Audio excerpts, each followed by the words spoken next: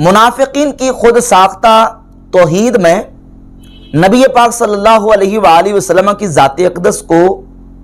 حضور کی محبت اللہ کی محبت قرار دینا اور حضور کی اطاعت کو اللہ رب العزت کی اطاعت قرار دینا، یہ منافقین کی خود ساختہ توحید میں شرک ہے۔ سورۃ النساء کی آیت نمبر 80 کی تفسیر میں امام ابن الجوزی نے اپنی کتاب تفسیر زاد المسیر میں،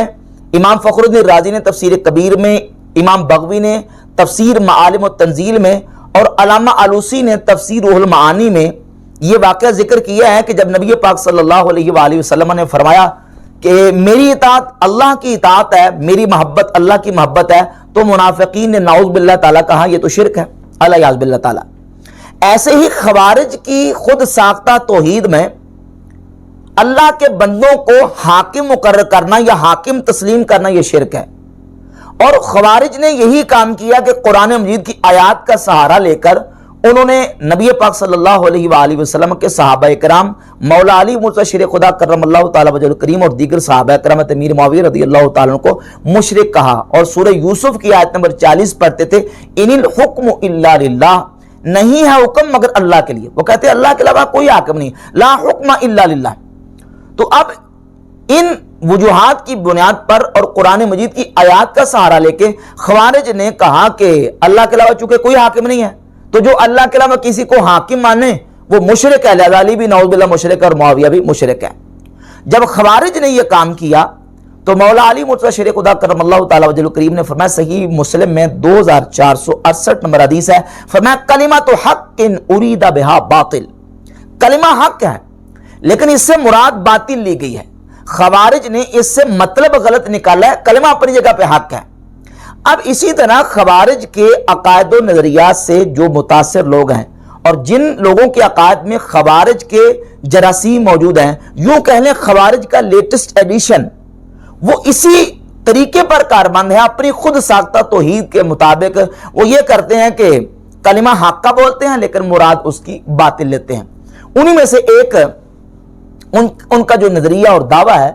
حدیث پڑھتے ہیں جامع ترمذی سے 2969 اور 3247 نمبر کہ الدعاء هو العبادہ، دعا وہ عبادت ہے۔ تو کہتے ہیں دعا چونکہ عبادت ہے اور دعا کا معنی پکارنا، تو پکار عبادت ہے، اللہ کے علاوہ کسی کو پکارنا عبادت ہے اور عبادت اللہ کے علاوہ کسی کی شرک ہے، لہذا جو اللہ کے علاوہ ولیوں کو نبیوں کو پکارتے ہیں یہ مشرک ہے نعوذ باللہ تعالیٰ۔ تو ہم کہیں گے کلمۃ حق ارید بہا باطل، کلمہ حق ہے لیکن اس کی مراد باطل ہے۔ یہ مطلب نہیں ہے کہ مطلق نعوذ باللہ تعالیٰ کسی کو پکارنا بلانا یہ عبادت ہے اور عبادت جو ہے وہ شرک ہے، یہ مطلب ہی نہیں ہے اس حدیث کا۔ اب اگر الدعاء هو العبادہ کا یہ مطلب لیا جائے کہ مطلقاً پکارنا اور بلانا یہ عبادت ہے اور وہ شرک ہے، تو قرآن مجید کی دیگر آیات طیبات مثلاً سورۃ النور کی آیت نمبر 63 کو دیکھیں، اللہ رب العزت نے ارشاد فرمایا لا تجعلوا دعاء الرسول بینکم کدعاء بعضکم بعضا،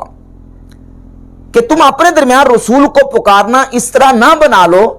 جس طرح کہ تمہارا ایک دوسرے کو پکارنا۔ اس آیت کی دو تفسیریں ہیں، ایک تفسیر یہ ہے کہ تم رسول کے پکارنے کو اس طرح نہ سمجھ لو، اس طرح نہ بنا لو جس طرح تمہارا آپس میں ایک دوسرے کو پکارنا، یعنی تم ایک دوسرے کو پکارتے ہو تو جب تمہیں ایک کوئی دوسرا بندہ پکارتا ہے بلاتا ہے تو دل کرے بات سن لی، دل کرے بات نہ سنی۔ فرمایا کہ رسول کے پکارنے کو اس طرح نہ بنا لو، بلکہ رسول جب تمہیں پکاریں تو فوراً تم رسول کی جو بلانے پر پکارنے پر لبیک کہتے ہوئے حاضر ہو جاؤ۔ ایک تفسیر یہ ہے، اور دوسری تفسیر یہ ہے کہ تم رسول کو اس طرح نہ پکارو جس طرح کہ ایک دوسرے کو پکارتے ہو، بلکہ القابات کے ساتھ تم نے رسول صلی اللہ علیہ وآلہ وسلم کو پکارنا ہے۔ تو اب دونوں تفاسیر کے مطابق، ایک تفسیر کے مطابق دعا کی نسبت ہو رہی ہے مومنین کی طرف، اور دوسری تفسیر کے مطابق دعا کی نسبت رسول کی طرف۔ دعا یعنی دعا رسول کا پکارنا، اور دعا رسول کو پکارنا، یعنی رسول کو مومنین پکاریں یا رسول مومنین کو پکاریں، دونوں صورتوں میں دعا کی نسبت یا مومنین کی طرف ہے یا رسول صلی اللہ علیہ وآلہ وسلم کی طرف ہے، تو پکارنا دونوں طرف سے پایا جائے گا۔ اب یہاں دعا کا لفظ بھی مذکور ہے اور دعا کا لفظ اس آیت میں بالکل واضح طور پر لفظ دعا کلمہ دعا موجود ہے، اور دعا جو ہے یہ مصدر ہے، یہ یاد رکھیں۔ دعا ہی سے آگے سارے سیغے بنتے ہیں، ماضی کا، مضارع کا، امر کا، نہی کا، اسم فاعل کا، اور اس کی ماضی دعا ہے اور مضارع اس کا یدعو۔ دعا یدعو دعان، دعا یدعو دعان و دعوتن فهو داعن و دعی یدعا دعاء فذاک مدعو، اسی سے ادعو، اسی سے لا تدعو، تو دعا یدعو ادعو لا تدعو، یہ سارے کے سارے جو سیغے ہیں وہ اصل دعا سے بنتے ہیں،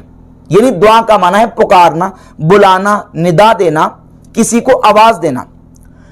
تو اب اگر مطلقاً پکارنا، بلانا، ندا دینا نعوذ باللہ شرک قرار دیا جائے، تو پھر قرآن کی سورۃ النور کی آیت نمبر 63 میں جہاں مومنین رسول کو پکاریں یا رسول مومنین کو پکاریں، اس کا کیا کریں گے؟ اسی طرح ایک اور آیت سورہ آل عمران کی آیت نمبر 153 ہے، اللہ رب العزت فرماتا ہے والرسول یدعوکم فی اخراکم، اسی دعا سے، دعا یدعو دعان و دعوتن سے، یعنی یدعو والرسول یدعوکم فی اخراکم، اور رسول تمہیں پکارتے تھے تمہاری دوسری جماعت میں، تمہارے دوسرے گروہ میں۔ یہ جنگ احد کا واقعہ ہے کہ جب مشرکین نے ہٹ کے حملہ کیا، صحابہ اکرام رضی اللہ تعالیٰ عنہ میں سے بعض جو ہے نا وہ ٹھہر نہ سکے، تو وہاں سے جب صحابہ اکرام جو ہے نا وہ چلے گئے، تو اس موقع پر، اس موقع کو بیان کرتے ہوئے اللہ رب العزت فرماتا ہے والرسول یدعوکم فی اخراکم، رسول تمہارے دوسرے گروہ میں تمہیں پکار رہے تھے، تمہیں بلا رہے تھے۔ اور اسی طریقے سے دیکھیں سورہ بقرہ آیت نمبر 260 میں اسی دعا سے امر استعمال ہوا۔ ابراہیم علیہ السلام کو اللہ رب العزت نے حکم ارشاد فرمایا کہ آپ چند پرندے لیں اور پرندوں کو لے کے سدائیں اپنی طرف، اور پھر ان کو ذبح کریں، اور ذبح کر کے ان کو مختلف پہاڑوں کے اوپر ان کا قیمہ اور ان کے جو ٹکڑے ہیں وہ پھینک دیں۔ ثم ادعوہن یأتینک سعیا، پھر ان کو پکاریں، ان ذبح کیے ہوئے بے جان جانوروں کو، جو پرندوں کو آپ نے ذبح کر دیا ہے، بے جانوں کو،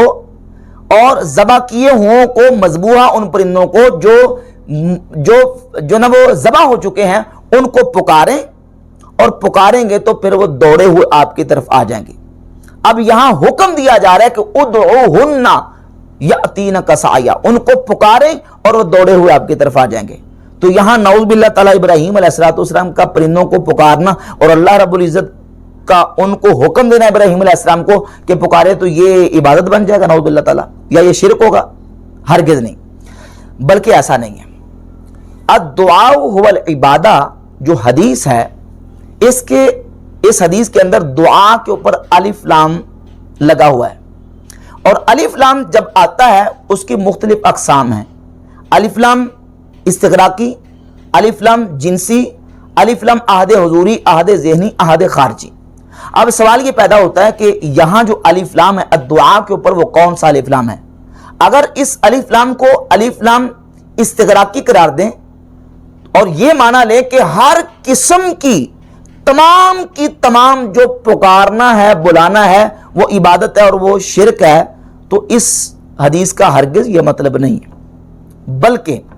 اس میں جو الف لام ہے وہ عہد کا ہے۔ جیسے سمجھیں سورہ المزمل کی آیت میں 15 اور 16 میں اللہ رب العزت نے جہاں موسیٰ علیہ السلام اور فرعون کا ذکر کیا تو کہا کہ ارسلنا الی فرعون رسولا، ہم نے فرعون کی طرف رسول کو مبعوث فرمایا۔ فعصا فرعون الرسولا، فعصا فرعون الرسولا، پس فرعون نے رسول کی نافرمانی کی۔ اب یہاں الرسولہ کے اوپر جو الف لام ہے یہ الف لام عہد کا ہے، یہ معنی نہیں ہے کہ فرعون نے سارے رسولوں کی مخالفت کی یا نافرمانی کی، بلکہ ایک خاص رسول کی، اور وہ کون سے ہیں؟ حضرت موسیٰ علیہ السلام۔ تو یہاں الرسولہ جو رسولہ ہے اس کے اوپر الف لام عہد کا ہے۔ الدعاء هو العبادہ، دعا عبادت ہے، دعا کے اوپر الف لام ہے عہد کا، معنی یہ ہے دعاء اللہ هو العبادہ، یعنی اللہ کو پکارنا اور اللہ سے دعا کرنا یہ عبادت ہے۔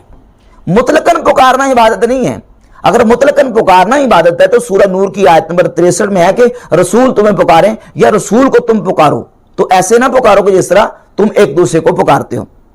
اور اسی طرح سورۃ البقرہ کی آیت نمبر 260 میں اور سورہ آل عمران کی آیت نمبر 153 کا میں نے حوالہ پیش کیا ہے کہ ان میں جو دعا ہے اور یدعو اور ادعو کے صیغے استعمال ہوئے ہیں کہ رسول تمہیں پکار رہے تھے اور ابراہیم علیہ السلام کو فرمایا گیا کہ تم پرندوں کو پکارو، تو یہ نعوذ باللہ پکارنا جو ہے وہ عبادت بن جائے گا؟ ایسا نہیں ہے، بلکہ الدعاء هو العبادہ، معنی یہ ہے دعاء اللہ هو العبادہ، کہ اللہ رب العزت کو پکارنا، اللہ رب العزت سے دعا کرنا یہ عبادت ہے۔ تو جب بندہ اللہ رب العزت کو اپنا معبود، اپنا خالق اور اپنا مالک اور اپنا الہ سمجھ کے اس کو پکارے گا اور اس کی بارگاہ میں جب جو ہے وہ دعا کرے گا تو یہ دعا کرنا عبادت ہے۔ اور کئی مقامات پہ دعا کا معنی جو ہے وہ یدعو اور دعا کا معنی جو ہے وہ عبادت کے معنوں میں بھی استعمال ہوا۔ کئی مقامات پہ جس طرح کی جو خوارج ہیں وہ آیات لے کے آتے ہیں جس میں ہے کہ لا تدعو، اور لا تدعو کا معنی یہاں کرتے ہیں کہ لا تدعو کا معنی ہے کہ مطلقاً پکارنا، حالانکہ مطلقاً پکارنا نہیں ہے بلکہ وہاں وہ پکارنا مراد ہے جو کسی کو اپنا معبود اور الہ سمجھ کے پکارا جائے، اور اس کا مفسرین نے ترجمہ کیا ہے تدعون اے تعبدون۔ مثلا تفسیر طبری، امام ابو جعفر محمد بن جریر طبری کی تفسیر طبری اٹھا کر دیکھ لیں، اس میں سورہ فاطر کی آیت نمبر 40 کے اندر جو تدعون کا کلمہ استعمال ہوا تو وہ تفسیر کرتے تدعون اے تعبدون، یعنی وہ جن کو تم پکارتے ہو یعنی جن کی تم عبادت کرتے ہو۔ تو تدعون کا معنی کیا ہے؟ تعبدون یعنی عبادت کرنا۔ اور باقی رہ گئی بات پکارنے کی، تو مطلقاً پکارنا عبادت نہیں۔ سیدنا فاروق اعظم رضی اللہ تعالیٰ کی ذات اقدس مدینہ شریف میں موجود ہیں، اور مقام نہامند پر لڑنے والا ان کا لشکر جو کفار کے مقابلے میں آیا اور کفار حملہ کرنے ہی والے تھے کہ حضرت عمر فاروق رضی اللہ تعالیٰ عنہ نے اپنے لشکر کے سپہ سالار ساریہ کو آپ نے بلایا اور پکارا دور سے، مدینہ شریف میں رہتے ہوئے خطبے کے دوران عراق میں لڑنے والے لشکر کے سپہ سالار کو کہا یا ساریہ الجبل، اے ساریہ پہاڑ کی طرف، پہاڑ کی اوٹ لو، پہاڑ کی طرف ہو جاؤ۔ تو حضرت عمر نے پکارا اور بلایا اور ندا دی۔ اگر ندا دینا پکارنا دور سے شرک ہے نعوذ باللہ تعالیٰ، تو حضرت عمر نے کیا کیا؟ اور یہ روایت بھی بالکل جو ہے نا وہ صحیح ہے اور کم از کم درجہ حسن کی روایت ہے، اور اس روایت کو بڑے بڑے آئمہ محدثین نے جو ہے وہ حسن کرا دیا ہے۔ مثلا یہ روایت امام بہقی نے اپنی کتاب دلائل النبوہ میں، اور اس کے علاوہ امام بہقی نے اپنی کتاب الاعتقاد میں، اور علامہ ہبت اللہ اللالکائی نے شرح اصول اعتقاد اہل سنہ میں اس روایت کو بیان کیا۔ امام ابن حجر اسقلانی نے الاصابہ فی تمییز صحابہ کی جلد 1 صفحہ نمبر 675 پہ اس کو ذکر کر کے اس کو حسن لکھا۔ حافظ ابن کثیر نے البدایہ و نہایہ جلد 7 صفحہ 147 پر اس حدیث کو لے کے کہا کہ حسن جید۔ غیر مقلدین کے عالم ناصر الدین البانی نے اپنی کتاب السلسلۃ احادیث صحیحہ جلد 3 صفحہ 101 پر اس کو حسن قرار دیا۔ اور اس کے علاوہ امام جلال الدین اسیوطی رحمۃ اللہ علیہ نے الدرر المنتصرہ فی الاحادیث المشتہرہ، جو مشہور احادیث ہے، اپنی اس کتاب کے صفحہ نمبر 425 پر اس کو مشہور احادیث میں ذکر کیا۔ ابن تیمیہ نے اپنے فتاوی ابن تیمیہ میں حضرت عمر رضی اللہ تعالیٰ کے کشف کی دلیل کے طور پر اس روایت کو ذکر کیا۔ اور ابن قیم الجوزیہ انہوں نے اپنی کتاب مدارج السالکین میں حضرت عمر کے کشف کے طور پر اس دلیل کو بطور دلیل کے ذکر کیا۔ جہاں تک رہ گئی بات اس روایت کے اوپر جو اعتراض اور اشکال کی، جس طرح کے انجینئر محمد علی مرزا نے اپنے باب زبیر علی زئی کی اتباع میں اور اندھی تقلید میں کہا کہ یہ روایت جعلی ہے، ضعیف ہے، حالانکہ یہ روایت جو ہے بالکل کم از کم درجہ حسن کی ہے۔ اور وہ اعتراض اور اشکال کیا ہے؟ وہ اشکال یہ کہ اس روایت میں محمد بن عجلان راوی مدلس ہے اور وہ ان کے ساتھ روایت کر رہے ہیں، لہذا یہ روایت صحیح نہیں ہے، ضعیف ہے۔